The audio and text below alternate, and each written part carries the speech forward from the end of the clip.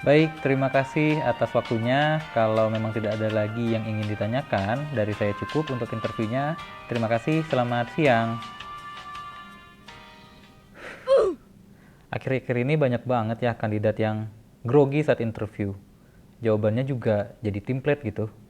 Siapa nih dari teman-teman yang ngerasa udah maksimal saat interview, tapi tetap nggak keterima kerja?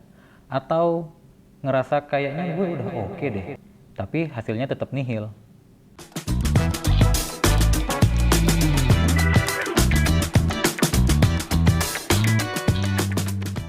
Jadi millennials, akhir-akhir ini banyak banget Gen Z yang stres berat ketika berhadapan dengan wawancara kerja. Kenapa bisa terjadi ya? Menurut laporan dari The Guardian, salah satu portal berita asal Inggris, dia bilang bahwa 1 dari 5 orang lulusan baru itu gagal saat interview karena eye contact-nya buruk, kemudian juga dress code, dan juga ekspektasi gaji yang terlalu tinggi. Resiko anak Gen Z banget kan tuh. Nah, tapi banyak survei atau studi yang membahas tentang fenomena ini. Kenapa sih kira-kira banyak Gen Z yang gagal pada saat interview? Yang pertama, kurang tahu tentang perusahaan yang dilamar. Menurut data dari legaljobs.io, sekitar 47% kandidat itu gagal pada saat interview karena mereka nggak tahu perusahaan apa yang mereka lamar. Jadi asal lamar aja gitu. Makanya jawaban mereka saat interview itu terkesan asal comot dan nggak nyambung sama visi misi perusahaan. Yang kedua, persiapannya minim, jadinya nervous. Nah, data dari Glints, sekitar 70% rekruter itu bilang bahwa kandidat itu tidak siap pada saat interview dan juga grogi.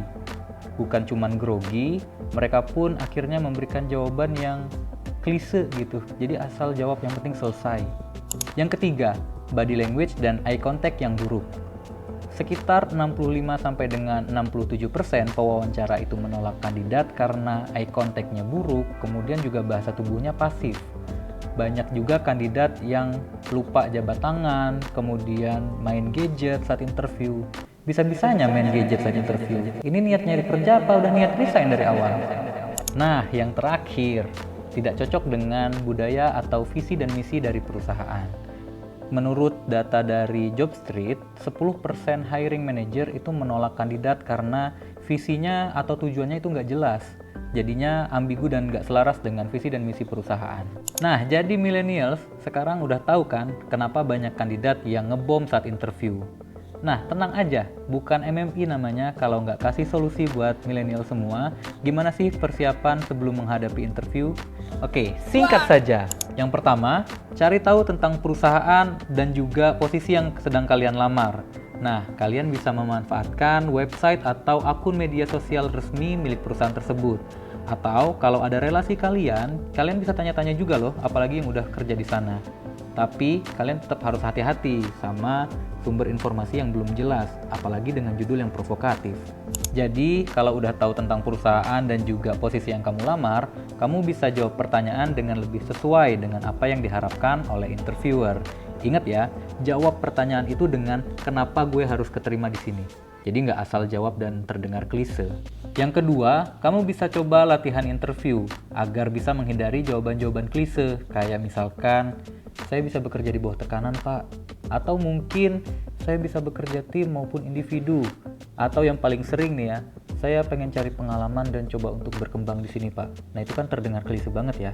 Lebih baik kamu sampaikan pengalaman-pengalaman kerja atau magang, kemudian prestasi-prestasi yang sudah kamu raih sebelumnya. Tapi ingat, jangan lupa sertakan portofolio atau sertifikat atau data pencapaianmu juga. Contohnya, saya pernah bekerja atau magang Pak di perusahaan PT XYZ. Selama beberapa bulan, saya berhasil menaikkan engagement Instagram sekian persen. Saya juga sudah melampirkan portofolio saya di surat lamaran saya Pak. Terus gimana kalau kamu dapat pertanyaan tricky, kayak contohnya, berapa banyak sih jumlah motor yang kamu lihat saat perjalanan ke sini? Atau, berapa jumlah tukang cukur yang ada di kota X? Kamu mau jawab apa, ayo? Tenang teman-teman. Jadi, pertanyaan-pertanyaan ini nggak ada benar dan nggak ada salahnya juga. interviewer itu cuma pengen melihat segimana daya pikir kamu, cara berpikir kamu, kemudian kreativitas kamu, dan gimana kamu tetap tenang saat interview. Nah, kalau kamu sudah mempersiapkan semua jawaban-jawabannya, kamu bisa latihan kayak misalkan di depan cermin, kemudian juga bisa direkam, atau latihan dengan teman untuk tanya jawab sederhana. Yang ketiga, perbaiki body language dan juga eye contact. Nah, kalau interviewnya offline, kamu bisa berjabat tangan dulu kalau misalkan memungkinkan, dan jangan langsung duduk, tunggu dipersilahkan ya. Nah, duduknya gak perlu tegang, kamu boleh sandaran kok, bukan kursi listrik, tenang aja. Tapi jangan santai juga kayak di pantai. Oke, kemudian kamu bisa memposisikan tangan kamu di atas paha sendiri, bukan paha interviewernya ya. Nah, bisa juga di atas meja kalau misalkan ada. Dan ingat satu lagi, senyum. Nah, kalau udah senyum, tapi siapa nih dari teman-teman yang saat interview masih lirik-lirik ke atas? Nyariin apaan? Hilal? Gak ada, ya. Teman-teman bisa perbaikinya dengan cara membayangkan ada segitiga di wajah interviewernya. Di mata kanan, mata kiri, dan juga ada di mulut. Teman-teman bisa alihkan pandangannya perlahan dari titik satu ke titik lainnya, pelan aja, biar lebih alami. Tapi ingat, ngedip, ntar jatuh cinta lagi. Nah, yang keempat, kamu bisa sampaikan visi dan misi kamu atau tujuan kamu dengan jelas dan komunikatif. Tahu nggak gimana caranya biar bisa menyampaikan visi atau tujuan yang jelas? Kamu bisa gunain struktur yang umum digunakan. Ada yang tahu? Ya, itu adalah SMART. S yang pertama adalah spesifik, yang artinya kamu akan menjelaskan tujuan kamu dengan terperinci, kemudian jelas dan juga fokus. Jadi kalau misalkan ditanya apa tujuan kamu ke depannya, kamu nggak bingung nih, cuman jawab pengen bahagia atau pengen jadi sukses. Siapa yang nggak mau sukses? Kamu bisa jawab misalkan, saya pengen jadi supervisor di divisi pemasaran digital, Pak. Nah, setelah spesifik, kemudian harus measurable atau terukur atau punya indikator yang bisa diukur. Misalkan dengan angka, kemudian persentase, atau mungkin jumlah proyek. Nah, contohnya menjadi supervisor, memimpin 5 orang anggota dan mengelola 3 proyek besar. Tapi ingat, harus achievable atau realistis untuk dicapai dengan sumber daya yang kamu miliki, dengan kemampuan atau kompetensi yang kamu miliki juga. Jadinya, kamu bisa memberikan visi dan misi yang sesuai dengan perusahaan juga. Kemudian relevan, artinya berhubungan langsung atau sesuai dengan konteks, tujuan, dan kebutuhan kamu. Contohnya, kalau kamu pengen jadi supervisor di divisi pemasaran digital, artinya kamu butuh kursus tuh tentang digital marketing. Nah, yang terakhir adalah time bound atau batas waktu. Kamu juga harus bisa nih mengukur kira-kira dari posisi kamu saat ini sampai menjadi supervisor nantinya butuh kompetensi apa aja sih.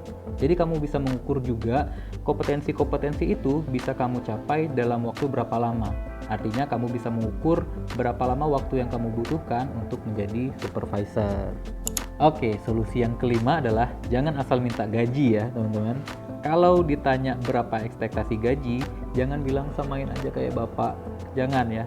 Teman-teman bisa cari tahu dulu kira-kira berapa sih rata-rata gaji yang diterima di posisi yang serupa dengan pengalaman dan juga kompetensi yang setara. Tapi teman-teman bisa menambah sedikit ekspektasi teman-teman kalau sudah punya nilai tambah yang dibawa. Tapi gimana kalau penawarannya masih di bawah ekspektasi? Teman-teman bisa tanya dulu detail pekerjaannya seperti apa, kemudian benefitnya kayak gimana, dan juga peluang karirnya itu seperti apa. Kalau misalkan masih sebanding, ya apa salahnya untuk dicoba. Tapi ingat, bagi kamu yang baru memulai untuk berkarir, kadang pilihan bijak itu adalah mengambil peluang yang ada di depan kamu, daripada melewatkannya hanya karena ekspektasi kamu yang ketinggian. Nah, solusi yang terakhir adalah ikuti pelatihan-pelatihan. Biar apa?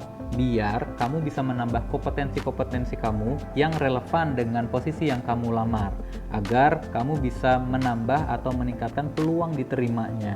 Nah, ini juga bisa meningkatkan rasa percaya diri kamu saat interview. Oke, sekarang ada kabar baik nih buat teman-teman.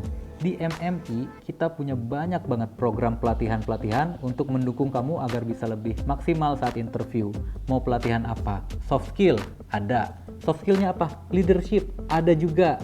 Personal branding? Bisa. semuanya bisa di MMI. Jadi kamu, dan kamu semua gak ada lagi alasan untuk gak percaya diri saat interview. Jadi millennials, gagal interview itu bukanlah akhir, tapi peluang bagi kita untuk mengevaluasi diri. Kurangnya pemahaman terkait perusahaan, grogi atau nervous, body language yang gak tepat atau permintaan gaji yang keliru, dengan pemahaman yang tepat dan juga mindset yang sudah matang, itu bisa meningkatkan peluang kita diterima pada saat fase interview dan bisa mendapatkan dream job kita. Ingat, interview itu bukan bicara soal bisa atau enggak, tapi bicara soal kamu nunjukin bahwa kamu sesuai dengan posisi yang kamu lamar. Jangan lupa untuk share dan like video ini kalau kamu suka. Jangan lupa juga follow akun media sosial kami di Instagram dan juga TikTok, serta kunjungi website kami di www.mikromadaniinstitute.com agar kamu bisa tahu informasi-informasi layanan pelatihan dan juga layanan-layanan kami lainnya. Ayo mulai melangkah untuk maju, dimulai dengan menginspirasi. See you in the next video, sampai jumpa.